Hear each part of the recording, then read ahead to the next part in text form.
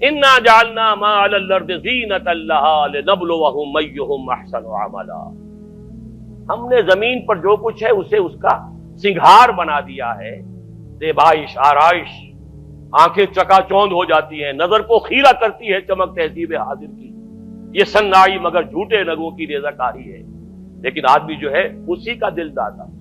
لنبلوہم ایہم احسن عملا، دیکھنا چاہتے ہیں اسی عروس ہزار داماد کے زلف کے گراگیر بن کر رہ جاتے ہو یا ہم سے محبت کرتے ہو۔ رخ روشن کے آگے شمع رکھ کر وہ یہ کہتے ہیں ادھر جاتا ہے دیکھیں یا ادھر پروانہ آتا ہے، یہی امتحان ہے، ہمیں چاہتے ہو یا دنیا کو چاہتے ہو۔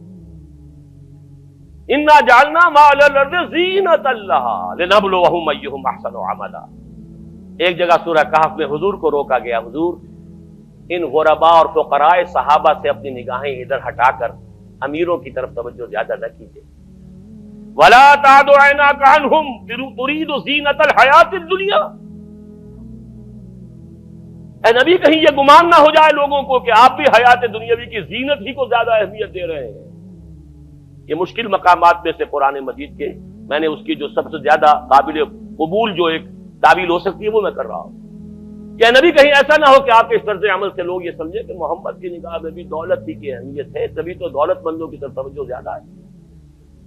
محمد کی نگاہ میں بھی شاید دنیاوی اقتدار جو ہے اسی کی اہمیت ہے، تبھی تو یہ جو قریش کے سردار آتے ہیں انہیں زیادہ وقت دیتے ہیں۔ ہم فقراء جاتے ہیں تو ہماری طرف توجہ نہیں فرماتے۔ وَلَا تَعْدُ عَيْنَاكَ عَنْهُمْ تُرِيدُ زِينَةَ الْحَيَاةِ وَاصْبِرْ نَفْسَكَ مَعَ الَّذِينَ يَدْعُونَ رَبَّهُم بِالْغَدَاةِ وَالْعَشِيِّ يُرِيدُونَ وَجْهَهُ۔ اے نبی اپنے ان ساتھیوں کی صحبت کے اندر آپ رکے رہیے، انہیں زیادہ وقت دیجیے جو صبح و شام اپنے رب کو پکارتے ہیں، اس کی رحمت کے امیدوار ہیں۔ وَلَا تَعْدُ عَيْنَاكَ عَنْهُمْ، ان سے نگاہیں ہٹا کر ان دولت مندوں اور سرداروں کی طرف متوجہ نہ ہو۔ تُرِيدُ زِينَةَ الْحَيَاةِ الدُّنْيَا۔ تیسرے مرحلے پر آتا ہے المال والبنون زینۃ الحیات الدنیا والباقیات الصالحات خیر عند ربک ثوابا وخیر عقبا۔ یہ دنیا مال اور یہ مال و دولت دنیا، یہ رشتہ و پیوند، بتان وہم و گما، لا الہ الا اللہ، لیکن یہ کہ اسی کی زیبائش آرائش، اسی کی محبت، اسی کی سوچ، دن رات فکر ہے تو انہی کی ہے۔ المال والبنون زینۃ الحیات الدنیا۔ اور آخری آیت جو آخری رکوع میں قل هل ننبئكم بالاخسرين اعمالا الذين ضل سعيهم في الحياة الدنيا وهم يحسبون انهم يحسنون صنعا۔ سب سے زیادہ گھاٹے اور خسارے میں رہنے والے کون ہیں نبی؟ ہم آپ کو بتائیں؟ اے نبی آپ ان سے کہیے کیا میں تمہیں بتاؤں سب سے زیادہ خسارے میں کون رہے؟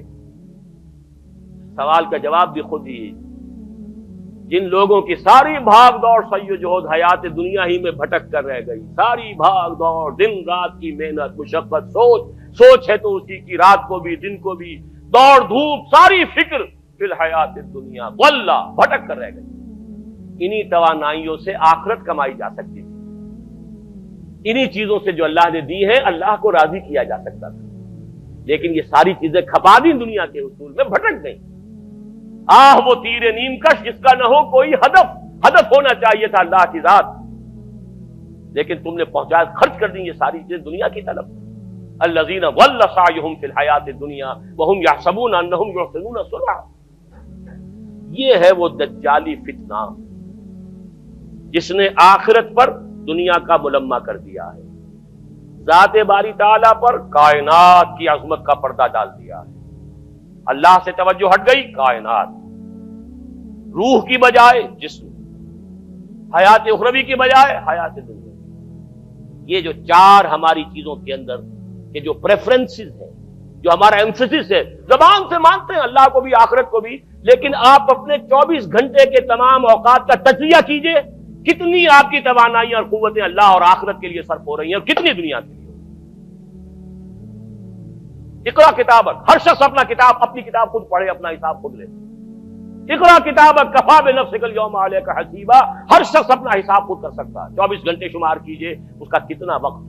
ہاں ٹھیک ہے، بھلے نفس کا علیہ کا حق پر، نفس کا بھی حق ہے، سونے کے لیے بھی وقت ہونا چاہیے، آپ کی اولاد کا لیے یہ حق ہے، لیکن پھر دیکھیے باقی جو کچھ آپ کے پاس ہے توانائی جو آپ نے لگائی ہے کچھ چیز حاصل کرنے میں، اس کا کتنا حصہ ہے جو اللہ اور آخرت کے لیے صرف ہو رہا ہے، اور کتنا حصہ ہے جو صرف اس دنیا کی amenities, facilities, luxuries, decoration pieces, کتنے کتنے پیسے سے وہ چیزیں خرید کر لا کر آپ اپنے ڈرائنگ روم سے جا رہے ہیں. کہاں خرچ کرنا؟